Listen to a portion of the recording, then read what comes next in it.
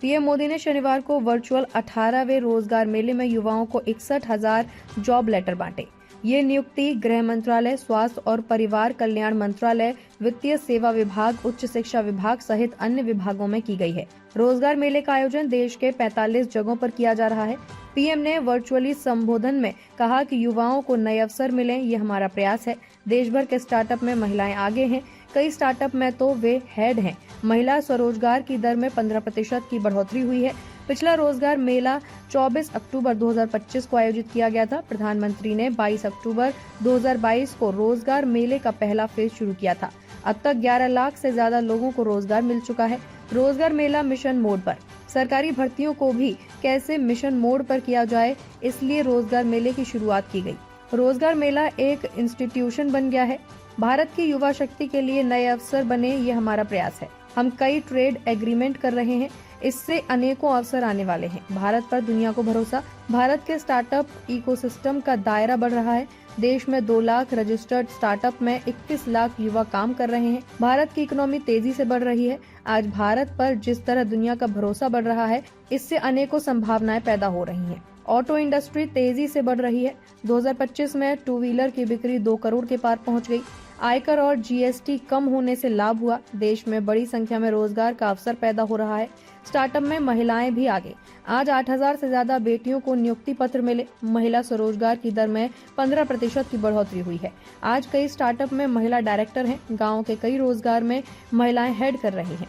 खुद को हमेशा अपग्रेड करें। आपको एक और बात याद रखनी है, तेजी से बदले टेक के इस दौर में देश की प्राथमिकताएं बदल रही हैं। आपको खुद को लगातार अपग्रेड करना है। iGot ऐप का उपयोग करें, इससे कई लोग खुद को ट्रेन कर रहे हैं।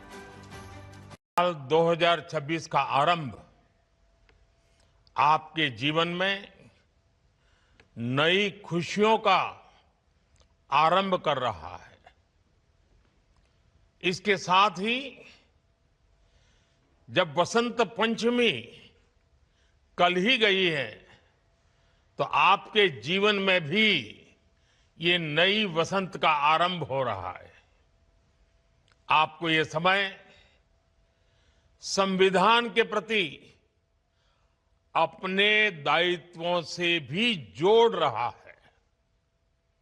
संयोग से इस समय देश में गणतंत्र का महापर्व चल रहा है।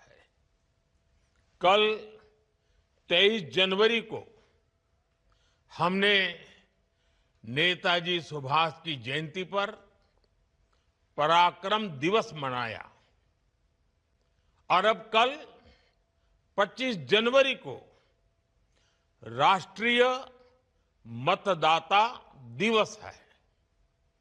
फिर उसके बाद 26 जनवरी को गणतंत्र दिवस है। आज का दिन भी विशेष है। आज के ही दिन हमारे संविधान ने जन गण मन को राष्ट्रीय गान और वंदे मातरम को राष्ट्रीय गीत के रूप में अपनाया था। आज के इस महत्वपूर्ण दिन देश के 61,000 से ज्यादा नौजवान जीवन की नई शुरुआत कर रहे हैं। आज आप सबको सरकारी सेवाओं के नियुक्ति पत्र मिल रहे हैं। ये एक तरह से नेशन बिल्डिंग का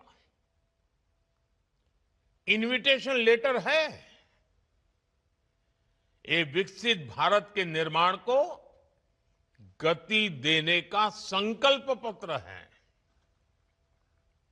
आप में बहुत सारे साथी देश की सुरक्षा को मजबूत करेंगे, हमारे एजुकेशन और हेल्थ केयर इकोसिस्टम को और सशक्त करेंगे।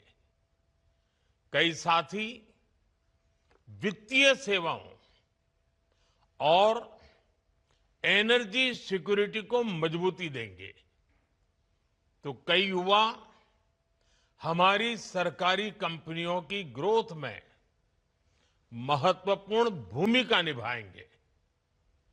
मैं आप सभी युवाओं को बहुत बहुत बधाई और शुभकामनाएं देता हूं। खबर तड़का टीवी हिंदी, सत्य, निष्पक्ष और निर्भीक पत्रकारिता का वादा। देश दुनिया की ताज़ा खबरें, गहन विश्लेषण और दिल को छूने वाली कहानियाँ जो जागरूकता जगाती हैं और बदलाव की प्रेरणा देती हैं। हर पल अपडेटेड रहें, हमारे परिवार का हिस्सा बने। जुड़ें, सब्सक्राइब करें। YouTube और Facebook पर खबर तड़का टीवी को फॉलो करें, नोटिफिकेशन ऑन करें, हर ब्रेकिंग न्यूज तुरंत पाएं। कमेंट, लाइक, शेयर, अपनी राय साझा करें, वीडियो लाइक करें और सच्चाई की आवाज फैलाएं।